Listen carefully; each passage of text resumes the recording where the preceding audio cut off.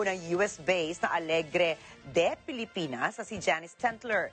Layunin niyang makahikayat na mas maraming Pinoy designers para ibida ang kanilang mga disenyo sa Amerika. Si Madeline Moratillo sa report. Matapos ang kanilang matagumpay na pagsali sa New York Fashion Week, umuwi sa Pilipinas ang CEO ng US-based na Alegre de Pilipinas na si Janice Tentler para manghikayat ng mas maraming Pinoy designers na sumabak sa international runway. Si Tentler ay kasalukuyan ring Great Lakes Earth USA 2022 title holder. Ayon kay Tentler, nais nilang makilala sa buong mundo ang husay ng mga Pinoy designer na balang araw ay maililinya rin sa mga kilalang luxury brand.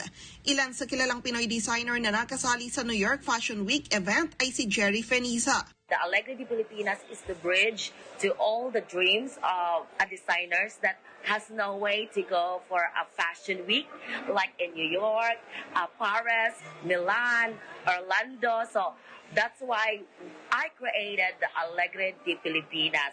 So our first launching of Alegre de Pilipinas was last year, September 2022, and it was successful launching of our flagship designer, Norman Acoba, with all the Filipiniana creation. Sa darating na Setyembre, sasali rin ang Alegre de Pilipinas sa Paris Fashion Week kung saan mga Pinoy designer rin ang kanilang magiging pambato.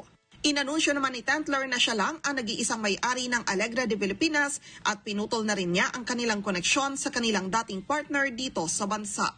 Madeline Moratillo para sa Mata ng Agila. Matatag, matapang, matapat. Sakto, no? Ang Pilipinas talaga masayahin talaga ho. Kaya alegre kay ka, uy. Alegre de Pilipinas. Tama yan. Alegre means joyful or glad. Ayos. Yes. At with that, sundan kahit saan ang ating balitaan sa aming social media platforms. Bisitahin din ang net25.com.